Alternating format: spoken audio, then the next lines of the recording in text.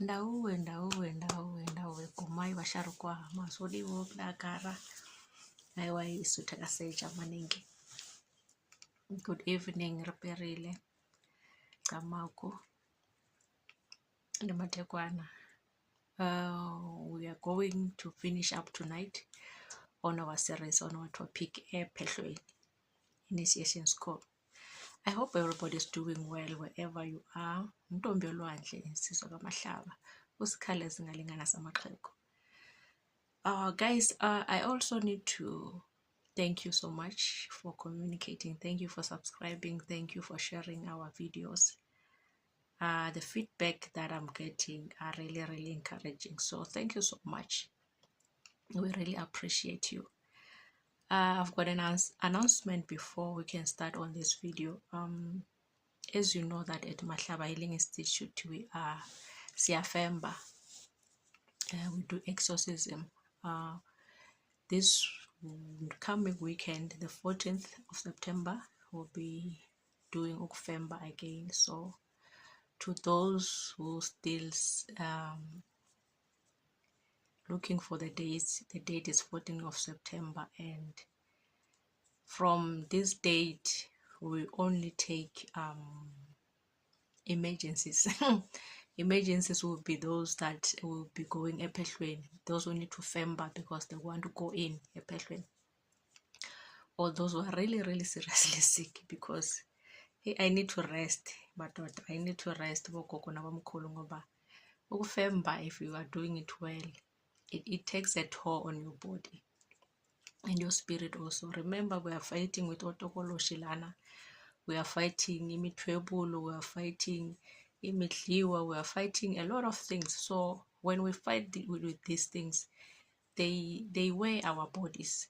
See, when you chase something, it will always fight and want to find another body where it can stay.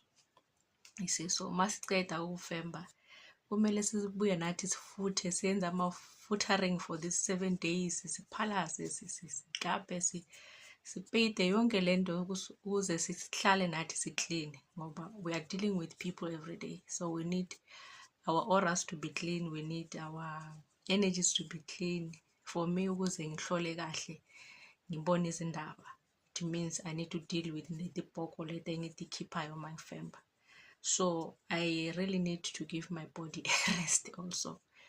Physically it's tiring, spiritually it's tiring also. So I need to get a rest also. But should there be an emergency, I will take it on. But for those who have been postponing, siyavala madoda, siyavala 14th of September.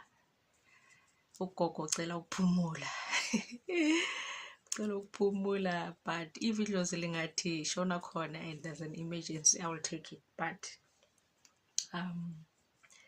yeah, I need to recharge. I need to take care of myself so that I can be able to take care of you also. I need. So asigijime nayo ke Ephehlweni Initiation's Call, right? Where we left off is where ungenile Ephehlweni, uliphuzile uliphalazile, uparulile umndawo wakho, owatemeja umndawo, right? Manje sekumele ukuthi uyenzeni, uhambe uye ekhaya.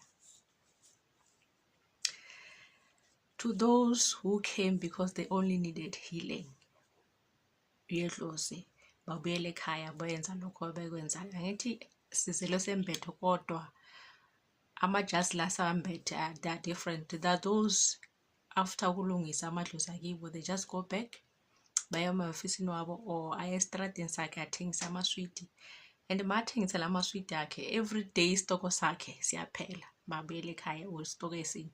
So umbethwe lokho, umbethwe inhlanhla yokuthi whatever he touches or she touches, it goes.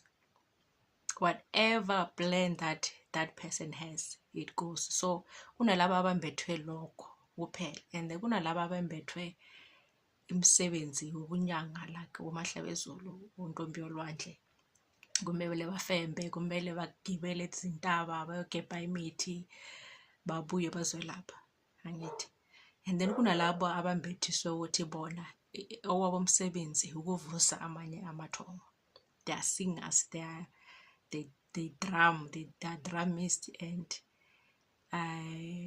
onyankwabi. So don't take those people for granted, laba abasishayelayo izingomane and laba abahlabelayo, laba abasimbathisayo mama Dlozi avukile. Those people are very important because they usher us into connecting with amadlozi, connecting or going into a trance. Uyabona, so those people are not there, it becomes difficult for others. Kufana nami nje uma kumele ngifembe, I need people sing, I need a good drum, somebody who can drum kahle. That's where idlozi lami liyajabula and then it functions well. So those people are very, very important. And don't take them for granted. They are very important. So uma sense uliphuzile uliphalazile wabharola isikhathi sakho sokuthi uhambe. I don't see a reason why umuntu okumele ukuthi aye ekhaya and owakhe umsebenzi was to only come and be healed, alungise indaba zasekhaya, bese lo muntu uthengiswa imituntu, uthengiswa tinhlolo, uwakhiswa tindumba, uwakhiswa amagandelo. What for? What for? I just came here ukuzolungisa idlozi, ngibuyele estradeni ngothengisa amaswidi ami. That's it. Ngizisaphi inhlolo ngoba I won't use them. I don't even know how. I was not born with a gift to heal anybody. I was born with inhlanhla to help me with whatever I want to do. That's all. Ngizisaphi inhlolo. So it's not necessary really ukuthi everybody ongena ephehlweni aphume nesikhwama, sethi inhlolo aphume nomtuntu ayenziswe igandelo. Uyothwasisa bani ngoba awunayo leyo, awunalo lo bizo lo ligandelo lani. Yebo. So it is important, as I said, ukuthi uma ungena ephehlweni no ukuthi ungenelana ephehlweni. Yini le ukufana ukuthi uyilungise lapha ephehlweni before bakunikeza ezabo i-programs. Angithi. Okay. Lo ke onesikhwama sokwelapha nawo ucedile uyaphuma bayampelekezela ekhaya. Angithi. Mase nifike lapha Ntombi Yolwandle nangu bamlethile ekhaya. Onothi ufana ukuthi lapho ekhaya ubaba walelo khaya okay waphuma waya kuphi wathi yena ufuna inhlanhla yokuthi abe nemfuyo eningi lapha ekhaya. Angithi. Uphumile usiphumele yedwana wahamba wathi ufuna inhlanhla yokuthi abe nemfuyo eningi, abe nomnotho. Angithi. Nina abemndini niyazi lelo nto and yena sakashonile lo baba akanitshelanga lutho. Angithi. And then lapha yakhona bamtshela ukuthi uma ufike ikhaya lakho noma kanjani kungabi negazi eligelezayo lapho lomuzi ngoba lento esikunikeze yona ayifuswane negazi, ayilifuni igazi. Kulomuzi akuhlatshwa inkukhu, akuhlatshwa inkomo, akuhlatshwa imbuzi. Ungasihlaba lezo zinto lezo, igazi lingene lapha ephansi. Kuwonile. Ntombi Yolwandle wena ufike wangena ephehlweni, ugobela akakufembanga. Ugobela wabona nje ukuthi idlozi likhona ko akakwazi ukufemba, wazange abe nemithi yokuthi alahle lezi zinto. Uzibonile ukuthi sikhona kodwa imithi yakhe were not strong enough ukuthi alahle lezi zinto lezi. Ubuyile Ntombi Yolwandle nogobela wakho unomndawo phela. So mawufika lapha egedini ugobela athi sicela inkukhu ngoba silethe nomndawo lapha ekhaya. Sicela imbuzi, sizohlaba nembuzi. sicela inkomo sizenza neganjelo.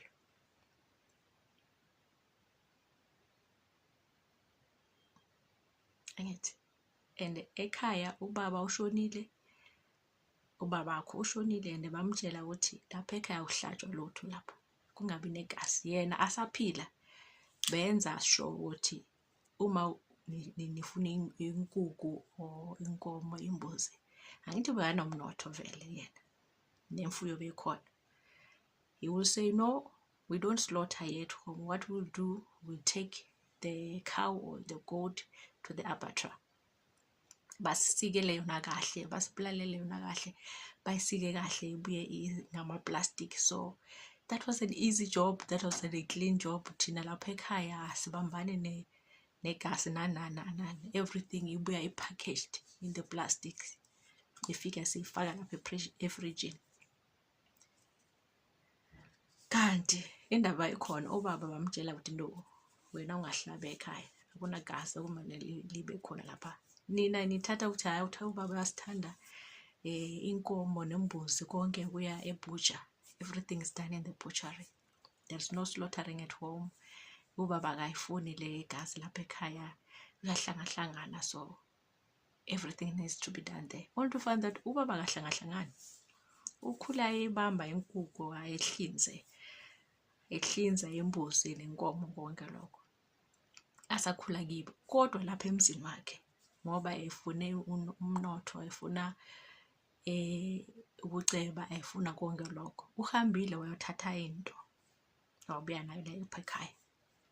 And uma bakunikeza yona bamtshela ukuthi le nto le igazi lingaze lingena emhlabathini, abantwana bazophela, umndeni uzophela. Ngoba angafuni ukutshela umama wakho, inkosikazi yakhe nani nabantwana ngoba nizosaba, wathula-ke nayo le nto le, waze wayoshona. Nina you don't know these things. Angithi mawuyohlola bakutshela ukuthi akunento lapha ekhaya kumele ikhishwe kwathi, bazama ke laba bazama. Angithi kodwa yalokhu isele ihleli lapho. Oh, uhambile nawe wazingenela ephehlweni, abakufembanga, abayibona ngalento. Ubuyile usegeyidini, ugogo wayihlaba inkukhu, lageleza igazi, langena phakathi, bayihlaba imbuzi, lageleza igazi. Bavuka ekuseni bayihlaba inkomo, lageleza igazi. Bakwenzela iganzelo, balifaka igazi. Angithi so wena innocently you don't know, or maybe noGobela innocently, she or he doesn't know.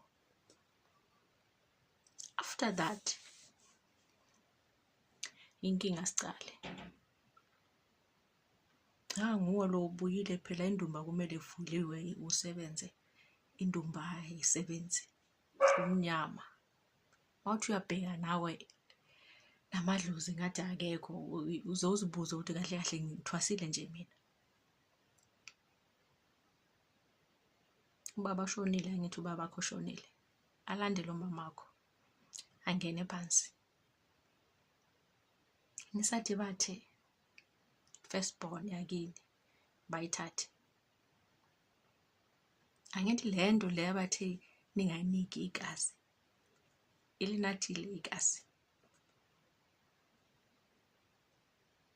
Ngiyibona le nto le. So it is important, nina bantwana badlozi, it is important to screen. I will say this again and again. It is important to screen. It is important to know your history. It is important to know why and when you must go in and get help. It is important to also hlola before uyawula abantu abakusizayo ukuthi will I get help where I'm going. Angithi so ningajabulisa uhlehla nokugqoka amahiya, nigqoke konke lokho nokugqokayo. This is dangerous. This is dangerous if you don't know what you're doing. So make sure make sure zama invest your money, invest your resources in searching and know what am I getting myself into. And I feel pity and feel sorry for abantwana abazelwe in a Christian families, and you find that there is no help and there is no one who's supporting you. Most of these things will be your own burden. Most of these things will be on your shoulders. Even if you know what, for us to rectify or for us ukuthi silungise indaba zasemndenini, indaba zasekhaya, we must do this and this and this and this. Uthola ukuthi you don't have support, you don't have people who listen to you. By the time into zonakala badly, that's when some will say, okay, we should have done that, we should have done this, we should have. And by then umndeni uphelile.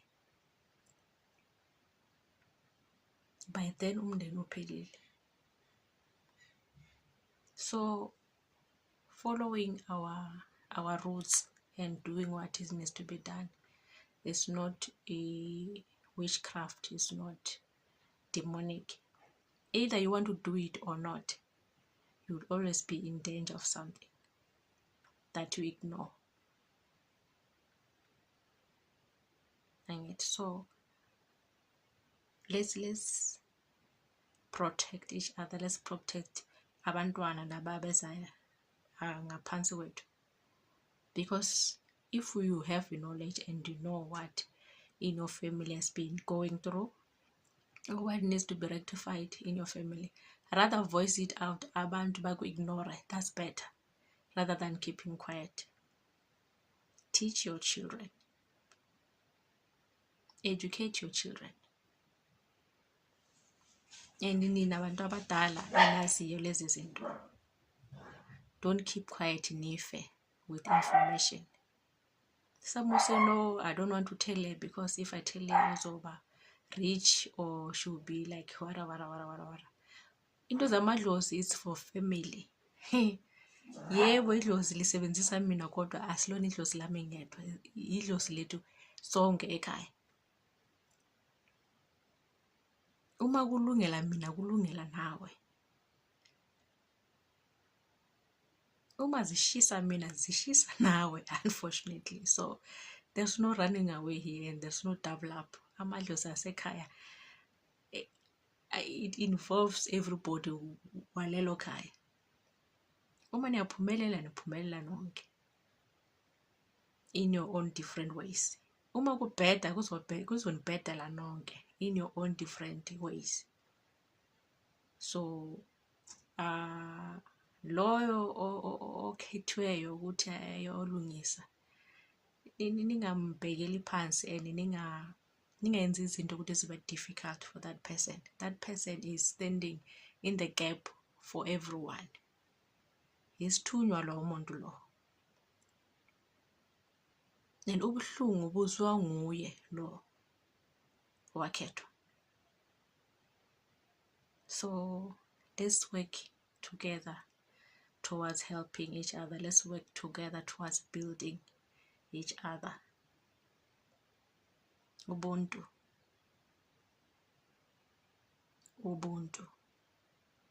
We need to practice that. We need to have that. So I wish families will turn around and stop hating each other when it comes to izinto zamadlozi.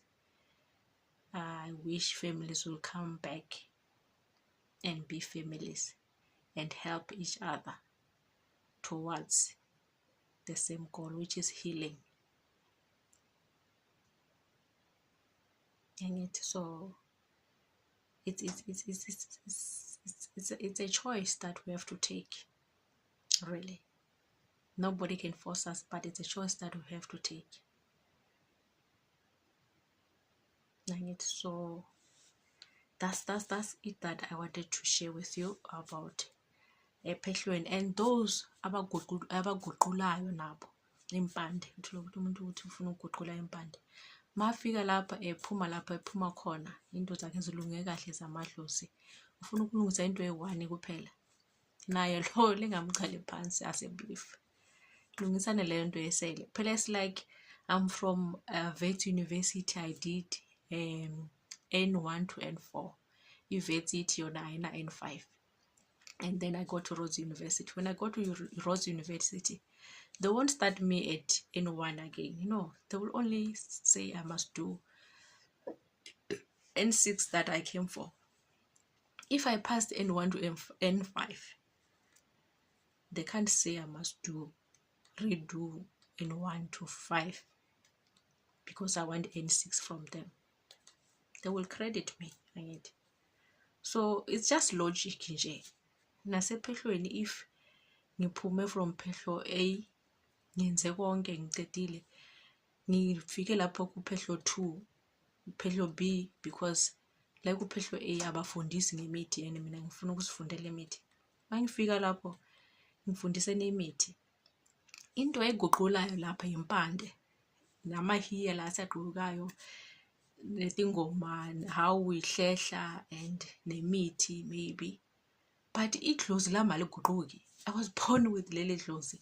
Mawuthi ngiliphuze ngiliphalaze fully because ngiyaguqula. What does it mean? Bangelaphile lapha emphuma khona ngi-right. Amadlozi ami ahlale kahle. I'm only here to learn imithi. That's all. Akuguqulwa idlozi, kuguqula impande. So why kumele ngiliphuze ngiliphalaze futhi? Ngoba ngiliphuzile ngaliphalaza, idlozi lami ehleli kahle. Akuguqule lezinye lezi zasephehlweni zempande kuphela. Idlozi lami there is no need ukuthi liguqule. Phela mangingena ephehlweni angifikanga ngingenadlozi. Ngifike nginalo leli dlozi. Angilithathanga ephehlweni and angifikanga lapha ephehlweni number 2 uzothatha linye idlozi. No. Ngifike nawo la madlozi. Ngizalwe ngiwambethe la madlozi. Ngifike noMahlabezulu lapha ephehlweni. Ngifihlile noNtombi Yolwandle lapha ephehlweni. Which means I'm going to continue with uNtombi Yolwandle ephehlweni number 2. Amadlozi ami does not need to guqula. Ngiguqula imithetho nani yase impandeni yangapha. Manje ngingena ngapha. Does it make sense? Siguqula imithetho yempande and not amadlozi. Idlozi aliguqulwa. You continue the way it is. Ngoba wazalwa nalo angithi. Okay, let me stop there. So, as I said again, November 14th of September, contact us. We will be closing for this year with that session, unless otherwise. So, from there, we'll be concentrating on people who will be going in Phehlweni. Make sure that we are screen abangene nemihliwa lapha emaphehlweni. So otherwise niba nosuku obuhle, ngithanda nonke emakhaya. Ndawuwe shewe.